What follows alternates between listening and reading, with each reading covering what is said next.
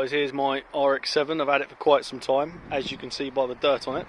It's sat here for probably a couple of years. Just a little walk around. It's quite a low mileage car. It's quite clean. There's obviously some lacquer peel on it now. I'll get it repainted, but Master Speed spoiler. So, yeah, it's I've had it quite some time, this car.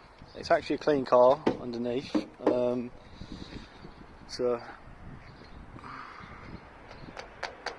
quite nice.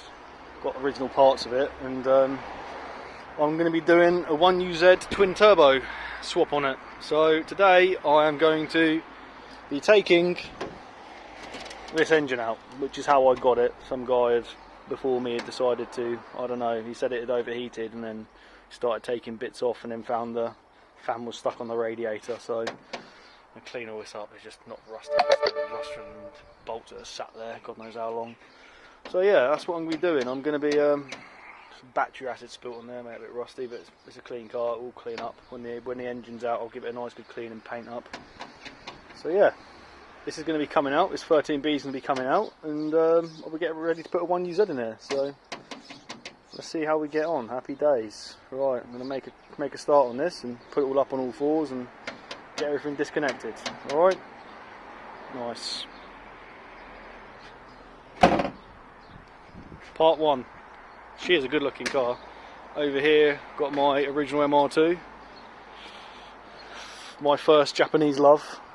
Bought her myself when I was 19.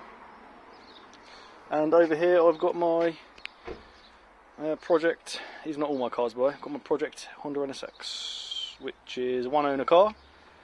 Signed by, what's his name, Ueguru, the guy who actually designed it.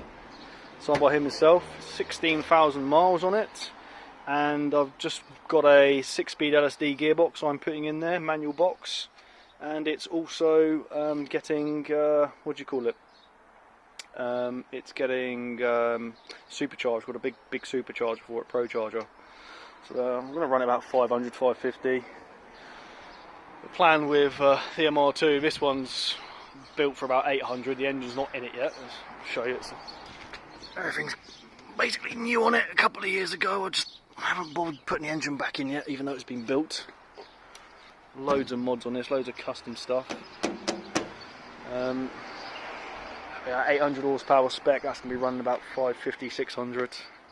Not too much on a 3S GTE, so I don't know, we'll see. Turbo will do about 600 I've got for it. And this, with a twin turbo 1UZ, I think 450, 500 will be plenty enough in these cars. It's kind of the golden number really, so that's what we'll be doing. Very, very excited to get this show on the road. So I've taken the strut brace off. I'm just looking at stuff in the engine bay, and honestly haven't really looked over it, but I noticed that everything is just kind of loose. I generally didn't really have a proper look over this car when I got it. I just thought it was like kind of clean and straight, and I bought it like that. I thought, you know, I'm going to have to do engine rebuild anyway, or swap the engine, and my initial thoughts were, well, I like 1UZs, so yeah, just thought it'd be a good sort of insight into what someone's kind of done with this. So just, yeah, everything's disconnected. I don't know what they were doing. They don't even know what they were doing. So yeah, by all accounts the engine was rebuilt by, is it Rising Sun, or that we had a rebuilt engine fitted by Rising Sun. I've got paperwork for it. It's only got 2,000 miles on it, so yeah, I'll get everything cleaned up out of the way, and I'll pull it out, chuck the car up and put it on stands and whatnot. But yeah, I mean the bell housing bolts seem pretty easy to get to. So maybe I just have to jack the front of the car but not the back of the car. Anyway, I'll get it done. There's a thermostat down there. Lovely. These are all bolts that are just left loose in the engine bay. Making some progress. I started disassembling because I want to get the loom out in one piece, and it goes underneath this rat's nest nonsense here. Took the front bumper off as well because, well, I lost my pen. So went down there, so got the pen out.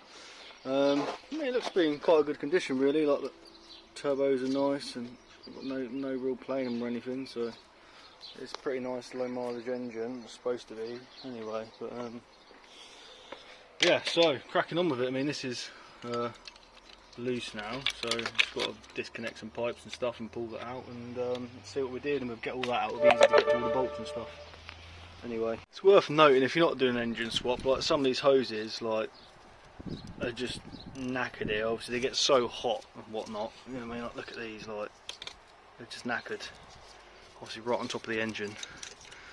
You know, if you were keeping this engine, it'd be worth replacing all these hoses, or at least simplifying it, or relocating these somewhere else in the engine bay, making custom brackets or something away from the engine.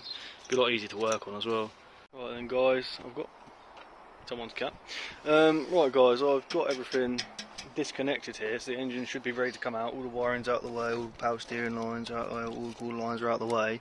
It should just pop off. So if I get the rod here, start lifting it and hopefully separate it. I just realised I've turned that round a million times now, and hold it back this way. See if I can free it off. See if it wants to come off.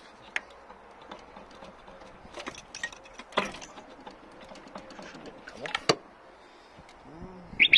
Well, can't do this one-handed, so let's see if I can get that off. Alright. I've had to jack the back of the engine up a little bit on the jack just to get the engine mounts out, which they now are. It's a bit loose now, so now I should be able to pry it off, I think. Where's my pry bar gone? Oh, I don't know what I've done with it now, but that should pry off. Let me see what I've done with my pry bar. Probably put it somewhere. Let me get another pry bar. Oh, the pry bar's over there. It should come off.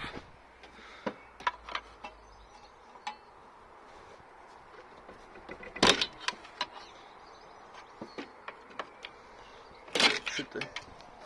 I'll see. It's out. What an absolute B word. I couldn't get the release clip off. I was struggling with it so long because it's a pull type clutch. Couldn't get the release clip off, so I literally had to. Thought, do you know what? I've been struggling for a couple of hours. This fucking nonsense. Excuse my language. So I took off the clutch cover plate bolt through that hole there, through the inspection hole. So that's how I got it off. What an absolute arsehole. But yeah, there it is. Engine's out. Ready for the. Gonna get it all ready for the 1UZ to go in. Fucking hell, I can call it a day, I think.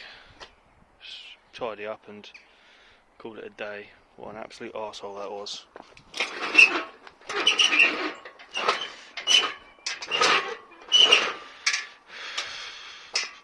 Probably one of the worst engines I've taken out.